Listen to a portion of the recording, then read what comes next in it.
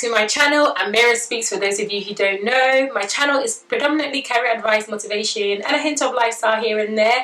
Thank you so much for tuning in again, and thank you so much for the love on my previous videos. If you're new here and you haven't subscribed, sis, what are you waiting for?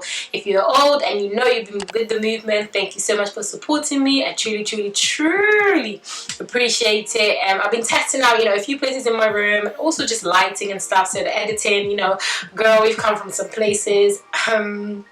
Yeah, so but yeah, no, if you do like my videos, please support the movement, subscribe, comment, share, please follow me on my socials and connect with me. Thank you also those of you who send me messages, both email and on Instagram. I truly appreciate it. It makes me realize that you guys really want to see these things from me, and it makes me wake up every day and want to film for you guys. So I received a question from a subscriber, and I thought, this is a really good question. I've actually been asked it before, but I don't know why I didn't do a video. So thank you so much to this subscriber.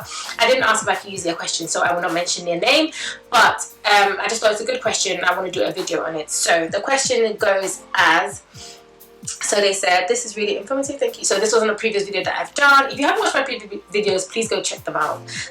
They are really good. They've got, I listen back to them, I'm like, girl, I have some gems, girl, I have some gems. So it says, can you also do a video on your job search and any advice you can offer to someone who's newly qualified looking for entry-level roles? And I think this is a really good question, because when I qualified, actually, I think in my case, it was actually pretty different in a sense where I did a trainee role, and then I worked and studied, so I was already in the job, so it was easier a little bit for me to just carry on that journey basically. But for somebody who's probably done the masters, who is qualified but was doing a different role, maybe you were in a business role or an administrative role or whatever role you were in, and then you now decide that you want to go into company secretary, it's definitely going to be a different way and different route. And I know people who've gone about it that way and they have been successful, although yes, it can be a challenge.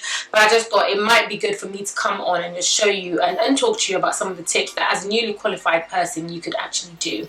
So first and foremost, pat yourself on the back, because those exams are not easy. So pat yourself on the back. You've sat these exams, you've done the masters, whatever route you took, and you've now qualified. So yay, congrats to you, and be sure to make sure that you do mention this when you're at interviews and things like that you are definitely qualified. So first of all, yes, congratulations on qualifying. Secondly, make sure your CV is up to date. I can't stress this enough. Your CV is the first thing that a recruiter or an employee sees of you before they even get to meet you. So make sure that anything that is COSEC related, anything that, or not even COSEC related necessarily if you haven't had any experience in that sense, but anything that has given you sort of some transferable skills that you know would be beneficial for the role of a company secretary, make sure it's at the top of your CV. I do review people's CVs, yes, for a fee. If you want me to review those, I'm happy to do that. I did review someone's CV who actually secured a role, and I'm really proud of that. Not to say that if I do review your CV, you will secure a role. A disclaimer, it doesn't mean you're going to go get a job. But I just want you to know that I do review, and I can give you pointers and tips on how you can make your CV stand out. So make sure your CV is on point, it's up to date, it's on top of, on top form, and has the right keywords on there, so that when an employer sees it, they can say, yeah, tick, and this is what tick, yeah, tick, tick, tick. Thirdly, you need to ask yourself, what sort of sector do you want to go into? And I know as an entry-level role, you probably don't care. But, if something doesn't sit well with you, it probably is an area you don't want to go into. I know for me, I'm not really into, like, gambling and all this smoking and things like that. So for my own values and ethics, I wouldn't work for a company like that. So just make sure that you do bear that in mind as well, not just because you want any role. Because I remember receiving a role that came through, and it was for a tobacco company, and I was just like, no, this doesn't sit with me, doesn't sit with my values and my ethics, so it's not going to work. So make sure you do have that in mind as well. Another thing about your sector will also be like the industry you want to go into. Do you want to be in-house, or do you want to be in professional services? I started off in professional services. So if you haven't checked those videos up about my experiences, I'll leave them up here somewhere. Do check them out and just learn a little bit more about what I thought as well. Do you want to go straight into a FTSE company? Do you want to work for a FTSE 100, FTSE 250? Again, this might be you being picky, but perhaps maybe your long-term goal is to become, head of a FTSE 100, not a 250, not a 350, not a professional service, not a boutique firm. This is where you want to be. So I would say that maybe you don't want to waste time, just go straight into a FTSE. But if you're somebody who, like me, I didn't know at the time, but it worked in my favor, and I thank God for that, was I worked in professional services, and I built so much technical knowledge. I didn't build as much corporate knowledge, hence why I moved in-house initially, but now with my technical knowledge is A1, so it's all done in that sense. So do think about that and see what area you want to go into. And again, don't limit yourself. If a role comes in professional services and you feel like it's giving you 90%, 80% of the role, go for it, even though you may have to reevaluate your goals and your vision board in terms of where you're going to see yourself next.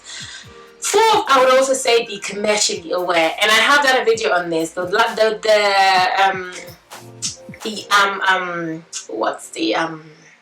video ain't that clear because your girl, you know, sometimes I look back and I feel like she likes to delete the videos that I did initially, but I'm like, no, I need to see where I came from and where I'm going. So I'm going to leave it, and I don't know, I will probably leave it in the description bar, but I would do a video again on commercial awareness, just with better lighting and better information as well. But stay commercially aware about the industry, aware about legal changes that are happening. Attend events that are probably free webinars about board intelligence, board governance, board dynamics, risk management, governance. There are so many. Some now, even with the pandemic, to be honest, it's even easier. You can just join a webinar. They don't even know if you're qualified or not, and learn. Ask questions as well, just to learn from other people, and network in the way that way as well if you can. So definitely stay commercially aware. Again, commercial awareness, I would link that to stay commercially aware about what's going on in the job area, in a sense, salary wise. What are you aiming for? Are you in London? Are you outside of London? What kind of things would I get with this role? In London, outside of London, the size of the team, like stay commercially about like things like that.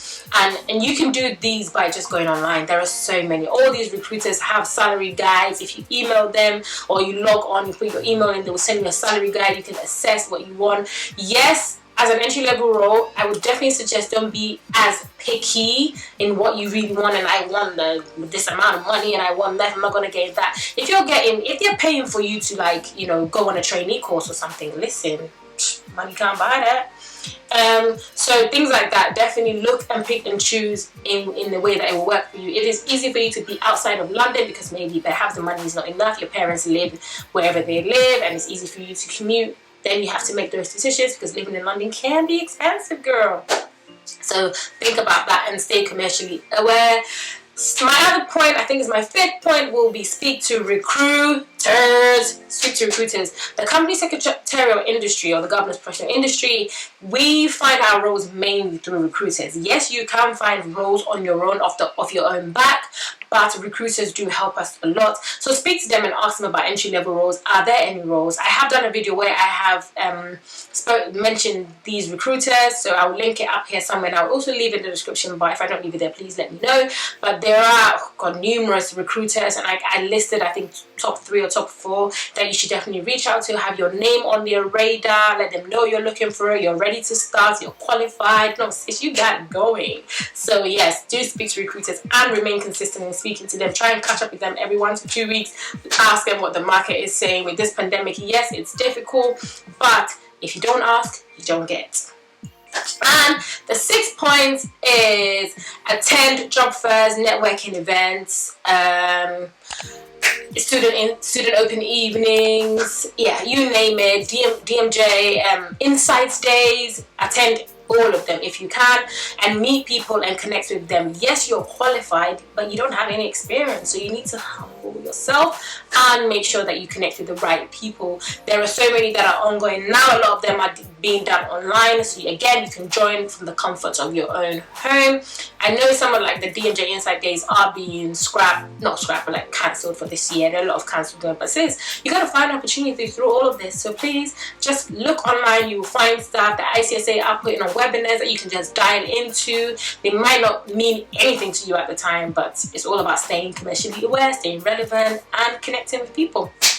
And finally, I would definitely speak to family and friends who work for organizations, some of them big organizations if you can.